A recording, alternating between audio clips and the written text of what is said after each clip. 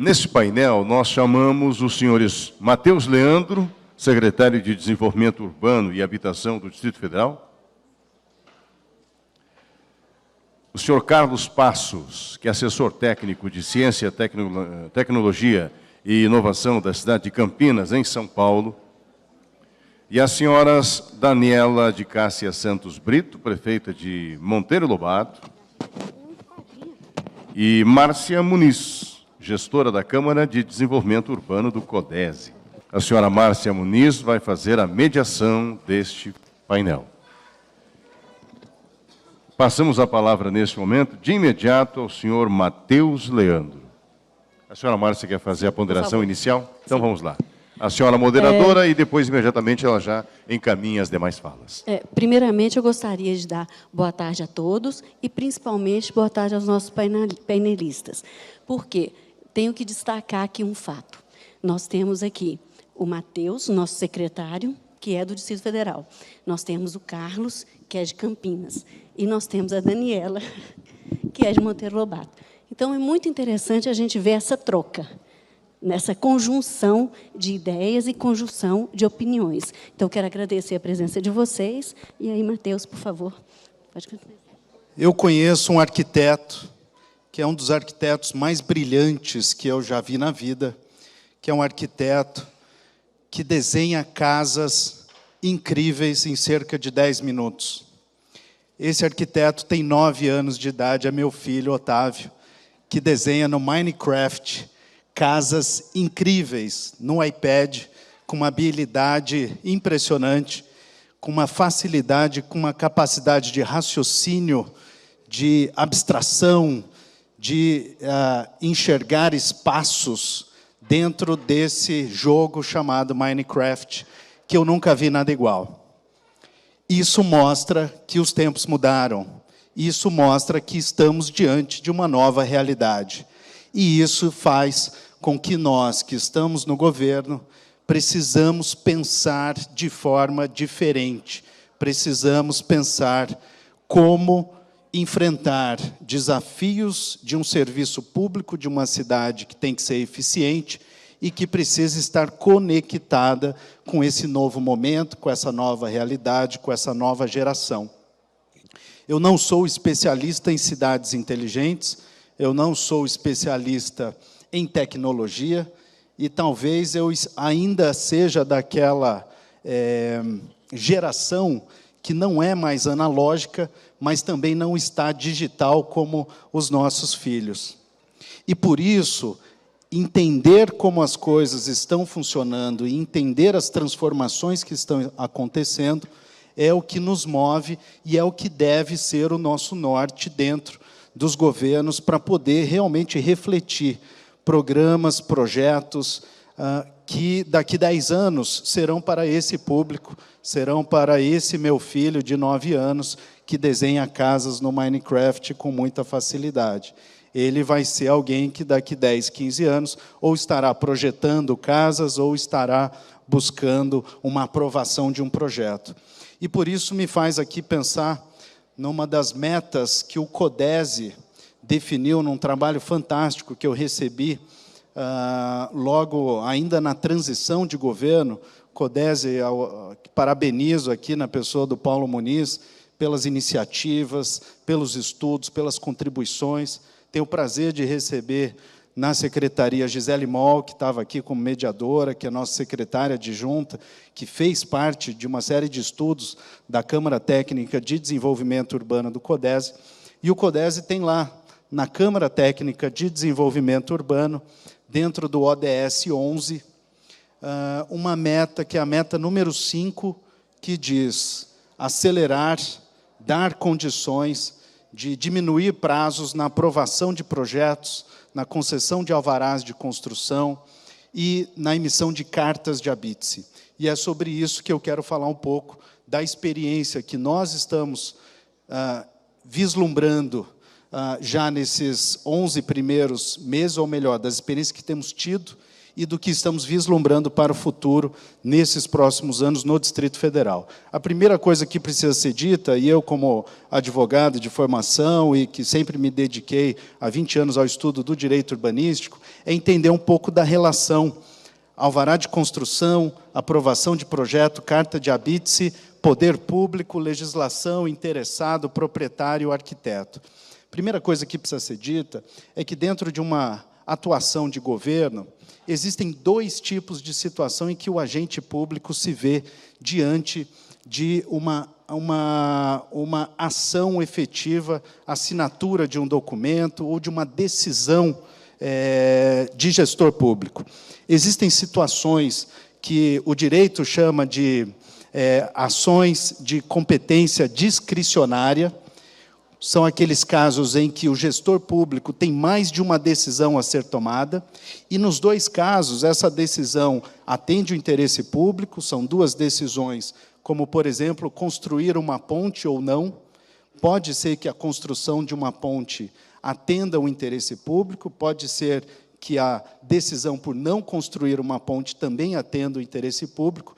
Para isso, existem estudos técnicos, ambientais, que norteiam uma decisão do gestor público. E existem outros tipos de situação em que o direito chama de atos de competência vinculada. O que significa os atos de competência vinculada? São aqueles atos que a legislação prevê requisitos e que, uma vez cumprido aqueles requisitos legais, o gestor público é obrigado a dar aquele alvará de construção, aquela aprovação de projeto, aquela carta de habite-se. E são esses os atos, portanto, de competência vinculada que estamos falando, quando temos uma aprovação de projeto, quando temos um alvará de construção. Isso parece básico e parece óbvio, mas o que verificamos, em boa parte das vezes, são leis, como aqui no nosso caso do Distrito Federal, que possuem muitas lacunas, que não são objetivas e que, por muitas vezes, não dão condição do gestor público, seja o arquiteto que lá está fazendo a primeira análise, ou seja, numa instância superior, aplicar a lei e dizer esse requisito está cumprido ou não está cumprido. Também temos outra situação, leis que são claras, mas que o gestor, o analista, ou seja, quem for, não se dá conta de que o papel dele não é interpretar, é aplicar a lei e simplesmente verificar o cumprimento dos requisitos. De uma forma ou de outra, só é possível acelerar a aprovação de projetos com segurança se tivermos normas objetivas. Isso temos trabalhado, e todos os municípios têm esse desafio e têm que atuar dessa forma. Como transformar códigos de edificação, leis de uso e ocupação do solo, que definam requisitos claros, parâmetros urbanísticos objetivos, a fim de facilitar a vida do agente público, mas facilitar também a vida do interessado, do arquiteto, do empreendedor. Mas eu vim aqui para falar de tecnologia. Tecnologia nessa área tem um nome, chamado BIM, que é Building Information Model, que todos já devem conhecer, é um modelo basicamente, de projeto, numa linha que todo mundo, até hoje, desenha em AutoCAD, que seria o 2D, que permite projetos em 3D, compatibilizando toda a parte de projetos executivos, em que se tem, no momento do desenho, não um desenho em pranchas, mas um desenho realmente de um prédio com toda a sua volumetria e com todas as suas características de projeto. Isso já vem sendo difundido no mundo todo. Isso vem sendo muito utilizado na parte de infraestrutura, porque também traz uma série de aspectos positivos, desde economia de recursos, porque muitas vezes essa compatibilização de projetos complementares da mais variada ordem tem um ganho de produtividade, de eficiência, porque eles já nascem compatibilizados, mas na arquitetura, nos grandes empreendimentos imobiliários, a utilização do BIM dentro dos governos, dentro das prefeituras, principalmente, e como é o caso do Distrito Federal, que tem essa competência municipal de aprovação de projetos, pode representar um ganho extraordinário em termos de eficiência, de agilidade e, principalmente, de segurança jurídica. E onde é o modelo que nós, aqui no Distrito Federal, Márcia, queremos desenvolver nesses próximos anos? Um projeto piloto que possibilite termos todos os lotes do Distrito Federal com as suas normas de parâmetros urbanísticos previamente definidos dentro de um sistema da Secretaria que cria um shape, que cria uma máscara, uma caixa, que diga o seguinte: o lote tal, da quadra tal, pode 15 andares, tanto de área construída, tanto de afastamento. Isso se transforma num desenho no sistema, no nosso geoportal. O arquiteto pode tanto baixar essa máscara, esse shape, e desenha o seu projeto de BIM dentro desse shape. Ele faz o upload disso no nosso sistema, nossas aprovações aqui no DF já são eletrônicas, temos um sistema chamado CapWeb, mas são plantas DWG que são feitas em upload e em PDF. Mas, na medida em que esse projeto BIM, feito pelo arquiteto, e o nosso shape com a máscara BIM, dentro do nosso sistema, se encontram, a inteligência artificial, em pouco tempo, segundos, pode dizer o seguinte: este projeto está contido dentro dessa máscara, portanto, está aprovado. E é esse o nosso grande desafio, é assim que podemos pensar o futuro. Para isso, é preciso, acima de tudo, decisão, competência, energia, suor, recursos, investimento, mas se temos a decisão, podemos planejar e podemos alcançar. É esse o recado que eu queria dar. Muito obrigado. Então, agora passamos para o Carlos Passos. Boa tarde a todos. Queria agradecer o convite aqui, a oportunidade de estar falando um pouco sobre o case de Campinas em cidade inteligente, nessa plateia bastante qualificada. Falar que eu estou muito contente desde as primeiras palestras da manhã de hoje aqui, eu pude perceber que é um alinhamento bastante grande entre aquilo que a gente vem pensando lá no nosso projeto e que as pessoas têm pensado, têm discutido, têm debatido. Então, isso me deixa bastante feliz de poder ter estado aqui hoje e agora poder compartilhar com vocês o que a gente está fazendo.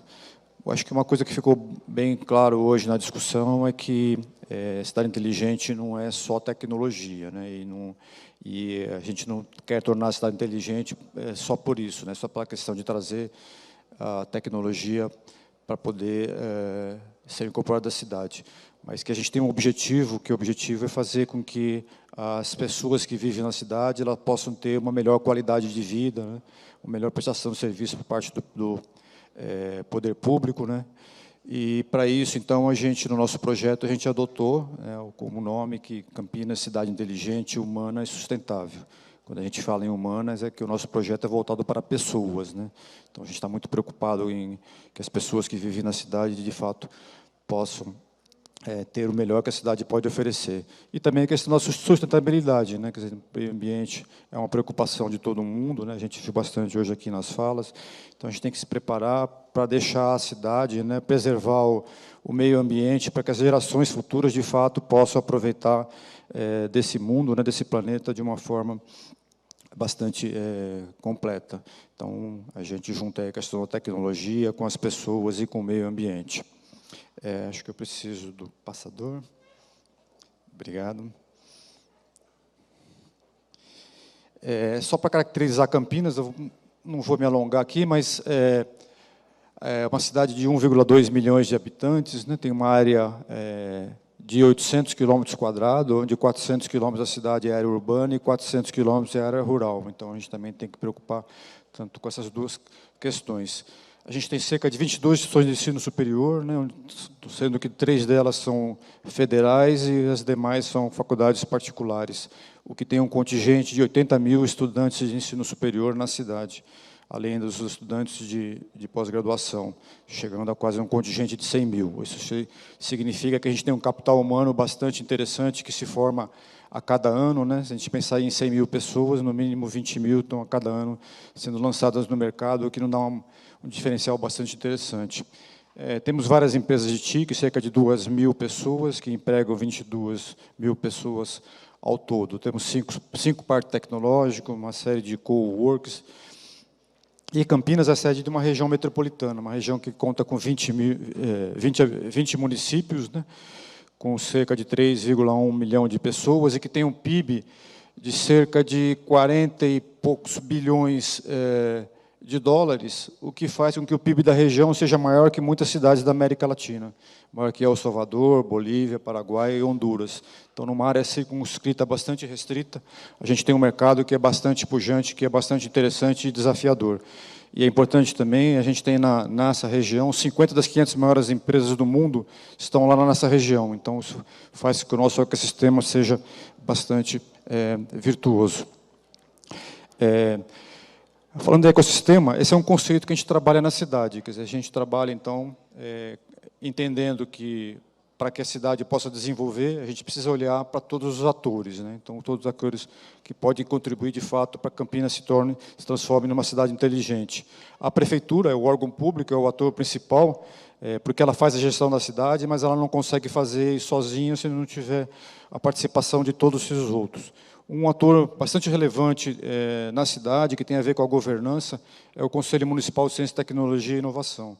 Esse conselho ele congrega instituições de pesquisa, academia, instituições de pesquisa, universidades, o governo, né, vários órgãos lá representados pelas empresas, organizações não governamentais.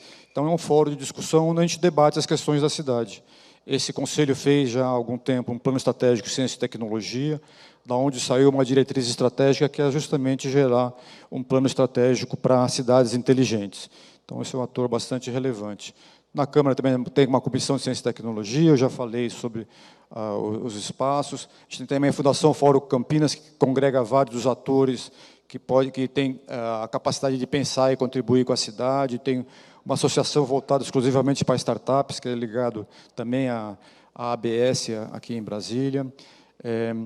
E para ativar o ecossistema, a gente tem trabalhado com esse conceito também de hubs ou polos. Então, tem um agropolo que trabalha no setor de bioeconomia. A gente criou um hub de startups em Campinas para agregar todos os elementos que fazem parte desse ecossistema, uma PL de empresas de TIC e um cluster de eletrônica avançada. Então, com isso, a gente procura orquestrar e organizar os atores desses setores, de tal forma a transformar não só o que é feito na academia em pesquisa, mas também gerar isso em resultados com valor econômico. Sim, só para dois destaques, né? A Unicamp é uma universidade que tem cerca de 40 mil alunos, nos rankings internacionais tem sido eleita como uma das principais cidades da América Latina, e recentemente foi inaugurado o Sirius, que é o maior acelerador de partícula, o maior acelerador mais moderno de partícula no mundo nesse momento. A gente tem participado em vários rankings, né, e um deles que eu vou dar destaque aqui é o ranking nacional de Smart Cities. Campinas foi reconhecida esse ano como a cidade mais inteligente e conectada do Brasil, à frente de todas as capitais, o que nos dá um orgulho bastante grande. Só passando rapidinho, então esse Connect Smart City, ele trabalha com 11 eixos de avaliação, onde tecnologia da informação e a inovação é só um dos elementos que é avaliado, né? Tem vários outros que são bastante relevantes, como a questão de mobilidade, urbanismo, a parte da saúde, segurança e educação. Então, é um ranking bastante completo, que usa cerca de 70 indicadores para poder fazer a avaliação das cidades, né? E Campinas também ganhou um recorte, ficou em primeiro no recorte de economia, primeiro no recorte de tecnologia e inovação, segundo de empreendedorismo, terceiro no governança e quarto no mobilidade e acessibilidade. Então, isso é bastante interessante. E uma coisa, vou ter que acelerar um pouquinho, mas uma coisa que é bastante importante é o seguinte: mais do que ser avaliado bem no ranking, é para a gente poder olhar esses indicadores e identificar onde é que estão as oportunidades de melhoria, né? Porque para a gente poder avançar, a gente precisa, de fato, olhar para esses indicadores e poder direcionar nossas ações. Para orquestrar todo o ambiente, né, além da questão da governança, que ele é bastante relevante, a gente fez, então, um plano estratégico com uma visão de 10 anos. Né, se falou hoje aqui também que a gente não deve se limitar à gestão, né, de apenas um mandato de um prefeito. A gente tem que pensar numa visão de longo prazo, por isso 10 anos, e com isso a gente consegue fazer com que esse plano tenha uma vida mais longa. E o grande guardião desse plano é o Conselho Municipal, é ele que propôs o plano, foi ele que aprovou. A gente fez o plano com a participação de 100 pessoas de toda a nossa, toda a região, né, toda a cidade, na realidade. E a gente fez uma rodada também de consulta pública, de tal forma que a gente procurou refletir nele o anseio de todas as pessoas que moram em Campinas. Ele, além de conceituar o que é cidade inteligente, ele fez um diagnóstico da situação atual, propôs uma plataforma tecnológica para desenvolver toda a questão da implementação de soluções de cidade inteligente, toda a governança, tentou equacionar como buscar dinheiro para implementar os projetos e trabalhou também com casos de uso para desafios de cidade inteligentes, para orientar tanto os pesquisadores, né, da universidade, como as empresas e as startups em questões que são importantes, são relevantes para a cidade. Com isso, a gente quer tentar influenciar e direcionar que essas atividades aconteçam. O nosso conceito de cidade inteligente é uma cidade sustentável, ela tem que ser inclusiva e transparente, né? Tem que gerar riqueza e é feita para os cidadãos. Né? Então, esse é o conceito que a gente usa, que a gente procura fazer. Aqui, um aspecto bastante importante, que é a questão da transparência também, é a questão de dados abertos, para que todos os atores possam conhecer a realidade da cidade e propor soluções. A gente também, já foi falado bastante, usa o ODS como os impactos esperados. Então, tomar uma decisão, a gente sempre se baseia nesses ODS para escolher qual é o próximo passo que a gente pode fazer. Eu vou pular as diretrizes básicas. Aqui a gente elencou os níveis de maturidade, né, como é que a gente posiciona as cidades em relação a implementações de solução. Então, tem a cidade que a gente chama vertical, que tem diversas soluções para as diversas verticais, mas que não estão necessariamente conectadas. Já na horizontal, há uma conexão, há uma interoperabilidade entre as soluções. No nível 3, a gente diz que ela está conectada, quer dizer, tem várias plataformas cooperando e se integrando, para, num quarto nível, então, se pudesse integrar as questões da inteligência artificial, do uso dos analíticos e poder fazer análises preditivas e atuar em tempo real. Esse é o último slide, eu vou só pedir licença, acabou meu tempo, mas gastar só um minutinho. Hoje se falou bastante que o que substitui o petróleo, né, como riqueza são os dados. Né? Então, para a gente poder, de fato, aproveitar esses dados, né, foi comentado que a gente precisa de uma plataforma, né, que permita com que todas as funções da cidade se integrem e que você possa compartilhar esses dados. É isso que a gente fez nesse projeto, o que também foi uma diretriz do plano, é que a gente criou em Campinas o Living Lab, ou seja, a gente está fazendo com que as propostas que a serem implementadas possam ser experimentadas no ambiente real. Então, antes da gente tomar uma decisão por colocar uma solução na cidade inteira, então a gente experimenta isso nesse Living Lab. Esse é um projeto, um exemplo de Living Lab que a gente fez, uma parceria com a Huawei, com o CPQD, com a IMA, que é a empresa de informática do município. Foi financiado com recursos da Lei de Informática, e estou acabando já, mais 10 segundinhos só, e recurso da Embrapi também. Então, a gente implementou aqui já um modelo multiplataformas, né, um vídeo cloud para processamento de reconhecimento de face, uma plataforma de IoT, um gateway de funções públicas que congrega todas as verticais da cidade de Campinas, integrados a vários sensores, né, tanto sensores físicos como sensores das redes sociais, tudo isso em aplicações na Defesa Civil, na Guarda Municipal e mobilidade urbana. Em Defesa Civil, a questão do microclima, e como Campinas também tem alguns problemas de enchente, a gente mede os níveis do rio para poder fazer algum tipo de prevenção. Então, a gente também fez isso já no ambiente real da cidade, usando toda a infraestrutura da nossa central de monitoramento, integrado com as câmeras que já existiam, colocando as câmeras inteligentes, e com isso a gente experimentou e validou umas soluções, a gente acabou esse piloto agora, então a gente pode expandir isso para a cidade como um todo. Então, rapidamente, em 10 minutos, é uma síntese do que a gente está pensando lá em Campinas para avançar nessa questão da cidade inteligente. Obrigado. Bem, agora passo a palavra para a Daniela, prefeita de Monteiro Lobato. Boa tarde. Boa tarde, pessoal. Agora sim. Olha, vai ser um desafio falar em 10 minutos, mas vamos lá. Primeiro, eu gostaria de agradecer a Cris e a Rosane pela oportunidade. Cadê o... desconta alguns segundos aí. Eu até coloquei uma palestra que eu fui lá no Espírito Santo dar, para que vocês conhecessem um pouquinho do que a gente está desenvolvendo. E a pergunta que eu me fiz em 2014, uma cidade tão pequena, com menos de 10 mil habitantes, pode ser uma cidade inteligente? E aí eu fui aprender, é claro, com algumas cidades que já desenvolvia, e uma delas foi Campinas. Tive diversas vezes na IMA, né? Mas assim, a gente percebeu que não dava para implementar as mesmas coisas. Ou a gente teria que se estruturar primeiro para depois chegar na implementação no nível, por exemplo, de Campinas. Mas a gente chega lá, Carlos. Monteiro Lobato tem 139 anos de história, 70 de emancipação política, 4.400 habitantes, faz divisa com São José dos Campos e integra a Serra da Mantiqueira. É o berço da literatura infantil, é por isso que o conceito do nosso programa é Cidade Inteligente, Humana e Encantada. Vocês têm visto inteligente humana, inteligente resiliente, sustentável, mas de Monteiro Lobato acho que é a única no Brasil que é encantada, porque a gente trabalha um conceito de reestruturação da cidade para se tornar uma cidade temática. Aí está a minha linda Monteiro Lobato. Fui eleita em 2012 com bastante dificuldade. Eu me candidatei porque eu queria construir uma cidade temática. Eu sou da área do turismo e da cultura.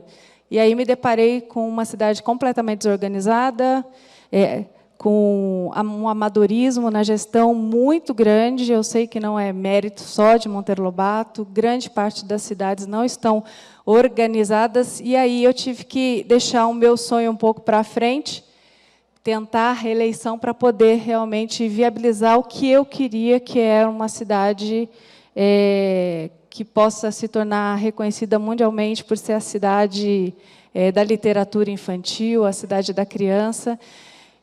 Então, a gente precisava de um norte, e foi quando eu me deparei com os ODMs primeiro, tentei implementar algumas ações, mas não foram fáceis, a minha equipe não entendeu o que era isso, que eram os Objetivos de Desenvolvimento do Milênio. Tem muitas coisas no dia a dia da prefeitura para ficar pensando nessas coisas, era o que eu ouvia. Enfim, e fui na raça tentando implementar algumas ações. Nasceu o Projeto Gestão Eficaz, lá em 2014, 15, 16. Participei de muitos fóruns, de muitos congressos de cidade inteligente, e aí, em 2016, me deparei com cidades sustentáveis. E aí o meu plano de governo foi todo escrito da reeleição em cima dos ODS, em cima da nova agenda urbana, né? Porque se a gente não tiver uma diretriz, fica muito difícil, porque os recursos são finitos, as demandas são infinitas, e aí eu precisava aprender a priorizar. E, a partir disso, nós começamos um diagnóstico muito grande no município, uma visita em 1.390 casas, foi um projeto social, porque a gente precisava conhecer quais eram os gargalos, quais eram os principais problemas da cidade. Eu vou ir passando alguns slides aqui, senão não vai dar tempo. Então, estão sendo realizados projetos, estudos de diagnóstico que estão ajudando a cidade a implementar os 17 Objetivos de Desenvolvimento Sustentável. Nós temos muitos planos, começamos com o plano diretor do município, de onde eu conseguia recurso, porque uma cidade com um orçamento de 12 milhões, que eu peguei, você vai fazer um plano, meu plano custou 480 mil, então, eu tinha que ficar 1, 2 dias no município e os outros dias ir atrás de recurso. Então, o governo do Estado de São Paulo foi minha grande ajuda. Fiz através do desenvolvimento econômico, lá, junto com o IPT, o nosso plano. E consegui um aporte financeiro de R$ 1.385.000 para desenvolver todos esses estudos e a começar a implementar essa tal cidade inteligente, que, na época, o Márcio França, cadê? Não tem luz aqui. Que era o secretário de Desenvolvimento Econômico e também vice-governador, ele falou para mim assim, eu até concordo com a cidade encantada, porque tem tudo a ver com Monteiro Lobato, com turismo, mas cidade inteligente, se Campinas, do João Donizete, ele ainda falou assim para mim, viesse me pedir dinheiro, tudo bem, dá mais R$1 milhão. Então, para convencê-lo que nós também poderíamos ser uma cidade inteligente, eu levei 10 meses, mas, enfim, assinamos um convênio. Como que a gente trabalha? Todas as ações da Cidade Inteligente Humana Encantada se iniciam na escola, né? Eu tive que elencar algumas prioridades. Eu peguei o IDEB de Monteiro Lobato com 5,3. Eu sou pedagoga e falei, cidade do escritor Monteiro Lobato, eu não posso ter esse IDEB. Em 4 anos, nós atingimos a meta de 2021, aumentamos para 6,8. Hoje, a escola do centro é 6,9 e a dos bairros 6,8. Então, a gente tem um apoio muito forte do SEBRAE. Começamos com o projeto Escola do Futuro também, que a gente trabalha atividades de pensamento crítico, colaboração, comunicação, criatividade, mediação de conflitos. A gente não tem mais a figura do orientador educacional na cidade, um mediador de conflitos. Aqui é a menina dos meus olhos, da primeira gestão. Eu ficava horas atendendo uma fila de pessoas o dia todo, e eu ficava percebendo que tudo que eles iam pedir para a prefeita era alguma ação que qualquer secretário poderia, né, atender. Por exemplo, porque está faltando remédio. Né, isso pode ser de chegar no prefeito mesmo, mas eram umas demandas que eu falo assim, a cidade ela não tem uma rotina de trabalho, ela não caminha sozinha se não tiver o prefeito, porque durante muitos anos foi assim, né? E aí eu juntei um monte de parceiros, e o ODS 17 é o principal ODS para que eu consiga implementar todas essas ações. Então, eu criei a Central do Cidadão, que é meu poupa-tempo lá. Então, desde 2015, mais de 6 mil atendimentos sem burocracia. Para abrir uma empresa em Monteiro Lobato, levava, eu acho que em torno de uns 90, 100 dias. Era uma coisa absurda. O SEBRAE foi fazer um estudo lá e falou, Daniela, desmonta tudo e começa tudo de novo. E foi mais ou menos o que a gente fez. Hoje, em 2 dias, a gente abre uma empresa, dependendo... se é não é alta complexidade, tem uma coisa assim, né? Ouvidoria pública, lá os grupos de WhatsApp são muito frequentes, muito fortes, cada grupo de WhatsApp tem 250 pessoas, minha população é muito organizada. Eu começo uma obra num bairro, eles já montam um grupo de WhatsApp, e aí tem milhares de engenheiros, arquitetos, e todo mundo entende de tudo de obra. E aí eu resolvi implementar a ouvidoria pública, né, que é um aplicativo onde a população, ao invés de ficar falando mal da prefeita, ela vai lá e fala, tem uma lâmpada queimada, é georreferenciado, já vai diretamente para a secretaria, e eu consigo monitorar do meu celular quem está respondendo à minha população, quais os secretários que estão respondendo ou não. Aí cria uma competitividade lá dentro entre os secretários, mas muito positiva, porque no começo foi difícil a implementação, mas hoje eles falam, a prefeita está olhando, o meu setor não está sendo respondido, o outro está, enfim. E foi a maneira que eu encontrei de acabar com as pessoas que ficavam mesmo o tempo todo falando mal da administração, ou no Facebook, ou no WhatsApp. Então, a comunidade começou a participar mais. E sabe uma coisa interessante aqui?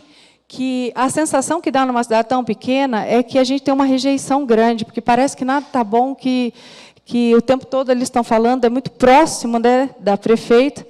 E ali a gente teve, no gráfico, várias sugestões e vários elogios também. Então, foi bem interessante a gente medir.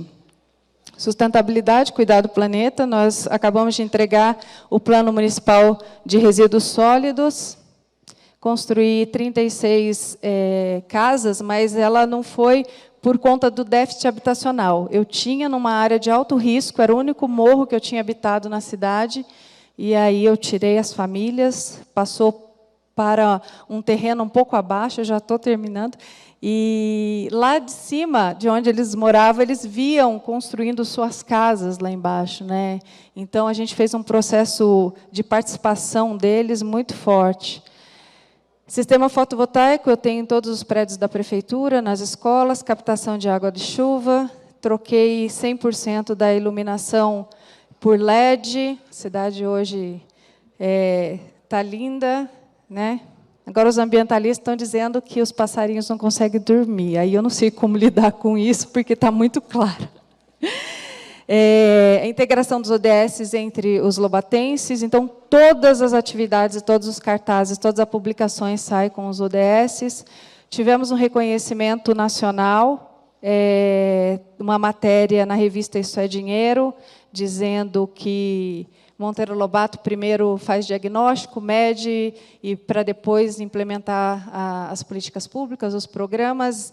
Esse reconhecimento nos trouxe um outro reconhecimento internacional, que foi na Cumbre Hemisférica de Alcaldes e Bons Governos Locais, né, realizado no Uruguai em 2018. E com uma cidade funcionando, isso aí era de uma palestra de turismo, enfim, a gente quis dizer que o turismo funciona, todos os outros planos que eu tenho, que mobilidade urbana, gestão de resíduos sólidos, plano diretor de tecnologia da informação, pasmem, mas Monteiro Lobato tem um plano de tecnologia da informação, reativação dos conselhos, enfim, aqui é só para dar água na boca. Aqui, só para vocês entenderem um pouco do conceito de cidade encantada, em janeiro eu começo a construir a primeira praça temática, houveram 4 audiências públicas, com participação do comércio, e no plano diretor de turismo, a população e o turista disseram que querem encontrar Lobato e Monteiro Lobato. Então, a partir do ano que vem, eles vão começar a encontrar Lobato e Monteiro Lobato. Como eu não tenho muitos empreendimentos públicos, eu tenho muito artista na cidade, a gente começou a pintar tudo que os prédios públicos, né, o letreiro da cidade, a pista de skate, isso está fazendo o maior sucesso. Enfim, a gente faz parte de uma região turística e, mais uma vez, dizer que tudo isso foi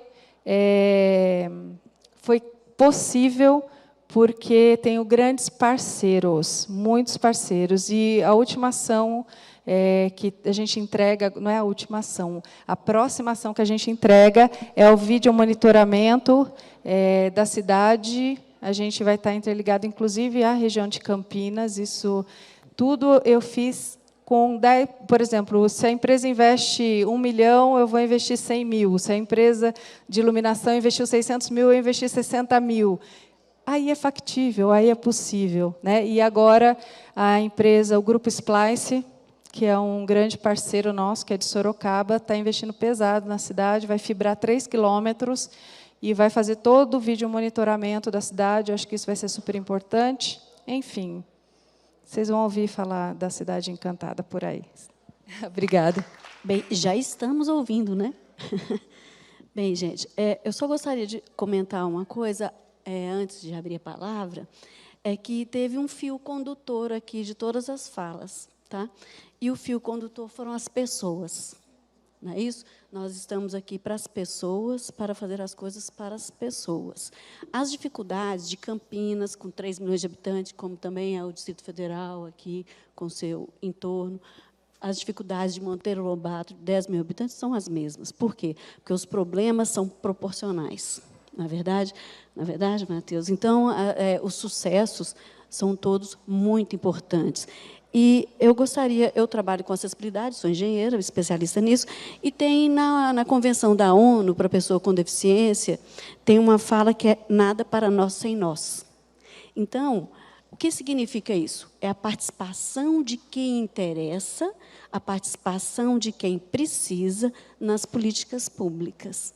Então, eu acho muito importante esse fio condutor dessa fala de todos vocês, foi essa questão do atendimento à comunidade, mas eu gostaria de uma conversa. A Daniela, ela deixou bem claro a forma que ela lidou com a população, com a escola e tudo mais. Mas eu gostaria de saber, Carlos, fazer uma pergunta para você. Qual o nível de apropriação da comunidade deste título de Campinas, de ser o primeiro lugar como uma cidade inteligente?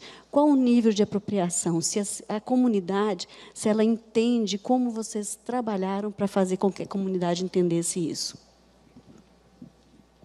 Essa é uma pergunta difícil de responder, porque, na realidade, uma cidade de 1.200.000 habitantes, né, a gente tem uma heterogeneidade bastante grande de integração, de conhecimento, etc. Na comunidade mais envolvida, né, mais participativa, isso foi muito bem recebido, porque, na realidade, esse trabalho não é à toa, esse é um trabalho já de longo prazo, com vários atores que participaram, eles têm presença no Conselho Municipal, tem os fóruns da academia, tem os fóruns de empresa, a Anshan, o Sebrae, o Softex, são bastante atuantes lá em Campinas. Então, foi muito bem recebido e foi um reconhecimento do trabalho que vem sendo feito, né? Então, foi bastante positivo. Na população em geral, a população já tem o sentimento de que Campinas é a cidade de tecnologia, isso já é muito incorporado, você pergunta para qualquer pessoa qual é o atributo, eles associam. Então, receber esse reconhecimento, eles conseguem fazer esse mapeamento. Mas não é 100% da cidade, obviamente. Isso é um trabalho, é recente, essa premiação tem um pouco mais de um mês, então, mas é uma coisa que a gente tem divulgado e tem recebido um feedback bastante positivo. Eu, na verdade, quero só fazer um comentário e uma confissão que a prefeita me fez voltar à juventude, porque eu sou de São José dos Campos, nascido e crescido em São José dos Campos, e tinha uma namorada que tinha um sítio em Monteiro Lobato. E todo final de semana a gente ia com os pais dela, inclusive, passar o final de semana em Monteiro Lobato, e tenho ótimas lembranças que revivi agora nesse momento. E é incrível perceber como cidades que são incríveis, como Monteiro Lobato, conseguem realmente viver os mesmos problemas, mas também buscar soluções que muitos de nós pensaríamos são soluções de cidades grandes, e como elas funcionam também em cidades menores. E, de fato, Monteiro Lobato, quem não conhece, recomendo, porque é uma cidade incrível, e, inclusive, muitas pessoas que moram em São José dos Campos, eu diria que são 40 minutos de carro, talvez, um pouco mais, um pouco menos, chegam a visitar a cidade para ir ao restaurante da praça, e eu me lembro, em alguns sábados, ir lá passear, jantar e voltar, inclusive, para São José. Obrigado e parabéns pelo trabalho, só para fazer esse registro.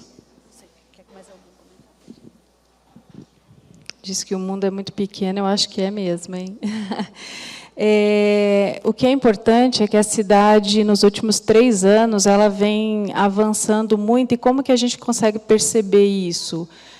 Quando ele foi, só existia 2 restaurantes na cidade, né? E até há 3 anos atrás não tinha onde comer à noite, a não ser um trailer que ficava aberto por conta dos jovens da escola. E quem passou e passa agora por Monteiro consegue perceber o avanço, né? Muitas pousadas. Eu fiquei sabendo no Festival Literário, que encerrou essa semana, de uma pousada no centro, que é tão recente que nem eu estava sabendo ainda, 2 bistrôs. Então, as pessoas estão começando a acreditar na cidade, né? Então, acho que é importante, independente do tamanho da cidade, a gente estar organizado e preparado, porque é só assim que o desenvolvimento vai vir, não tem outro jeito. E por que eu deixei lá a construção da carta para vir nesse fórum, quando a Cris e a Rosane me falou? Porque eu quero que Monteiro Lobato também entre no hall ou nos rankings aí das cidades no Brasil e no mundo, né? Hoje você vê nesses rankings, nessas medições, municípios muito maiores, né? Eu acho que não tem nenhum município de pequeno porte ainda que está sendo ou certificado ou que consiga estar junto com vocês, na verdade, a partir de 50 mil, né? Então, quem sabe Monteiro Lobato não vai ser a primeira cidade, né, Fris? Bem, alguma pergunta? Tá bom? Bem, então agradeço a todos e vamos para o próximo painel.